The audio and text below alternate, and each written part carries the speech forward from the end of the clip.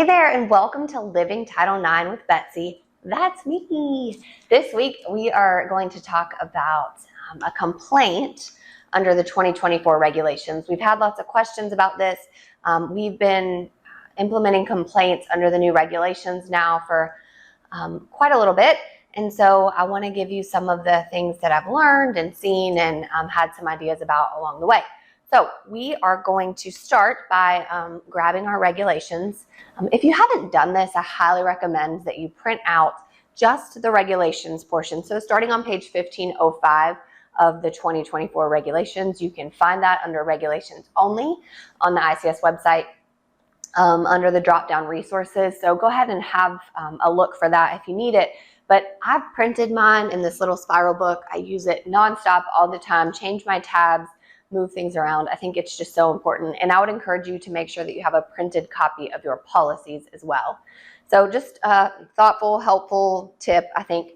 But as we're thinking about the term complaint instead of formal complaint, it's actually found on page 1506 of the 2024 regulations. And it says complaint means an oral or written request to the school or recipient that objectively can be understood as a request for the recipient to investigate and make a determination about alleged discrimination. Like, what in the world is that? So let's break it down. One, it doesn't have to be in writing anymore. That's awesome because it doesn't make us track down people in order to get that. But it's also exceptionally scary, at least for me, because it's like, how do I track what's a complaint versus someone asking for just supportive measures only, and we are saying as a coordinator, we don't need to initiate that complaint ourselves. So it really allows for some ambiguity, and that makes me nervous. So here's kind of how I've handled this.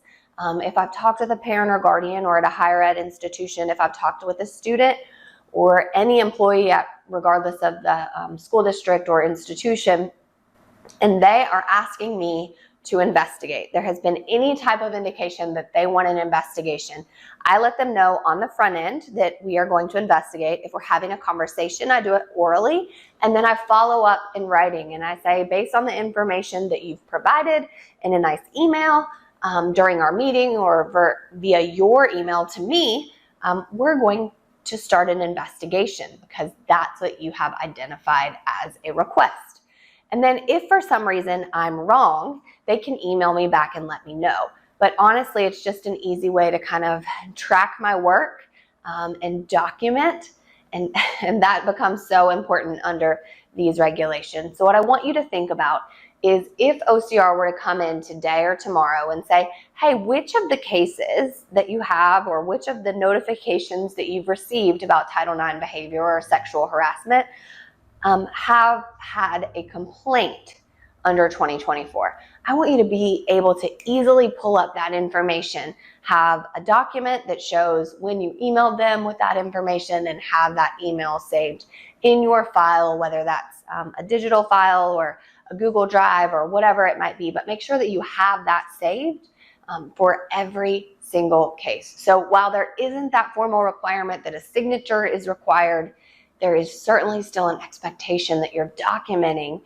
And for me, that documentation is important with the complainant or their parent or guardian from the get-go. So just a short tidbit about those complaints and a little complicating factor in these 2024 regulations that is definitely different from that formal complaint that we had in 2020 and for those schools out there still using 2020. So just a heads up, as a reminder, mugshots, make sure that you comment, first person on the YouTube page to comment mugshot.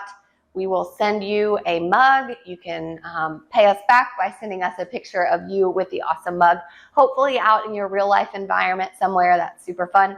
And then as a final reminder, make sure that you're laughing at yourself because this work is hard. We make silly mistakes. We do silly things all the time. Laugh at yourself. Celebrate small victories. They happen every day. We just don't always recognize them. So make sure to celebrate them and then support each other. Give somebody a high five digitally, in person, electronically, whatever it is.